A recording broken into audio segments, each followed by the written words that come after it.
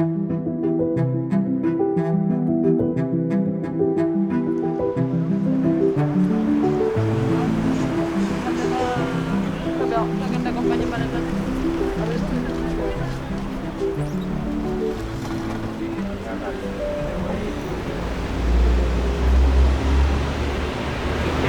avez mangé ce matin quelque chose? Ou pas faim? De l'eau. Ok. Et vous mangez un peu plus pour le moment? Vous mangez normalement le matin? Non.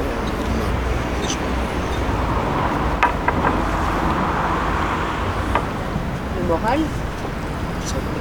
Le moral est bon? Oui. Et comment va la famille? Vous avez un peu téléphoné avec votre papa? Ça va.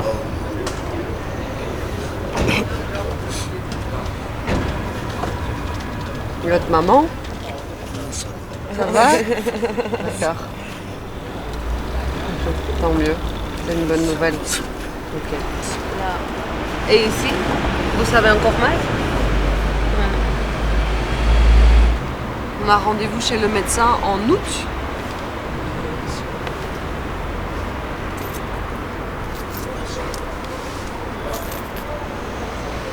Chez le docteur, on a rendez-vous en août pour la carte médicale.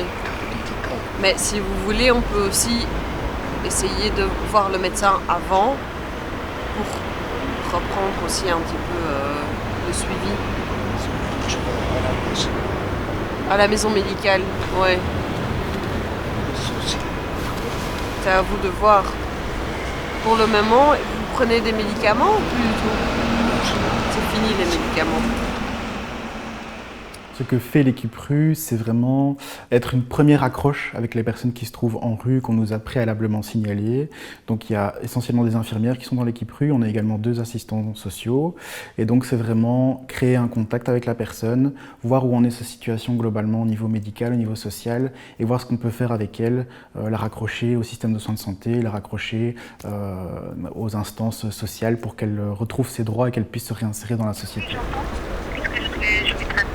Ok, donc je suis la collègue de Sarah et faudrait l'expliquer à monsieur que d'abord son avocat qui s'occupe de son dossier pour être régularisé va changer.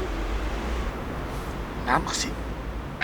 Allô, oui. Se préoccuper de l'humain, c'est tout le sens de notre travail ici. Souvent, la société réduit les personnes sans abri à une situation mais qui est presque évidente et qui ne doit pas être remise en question. Voilà, la personne est à la rue, c'est probablement son choix et puis il n'y a rien forcément à faire.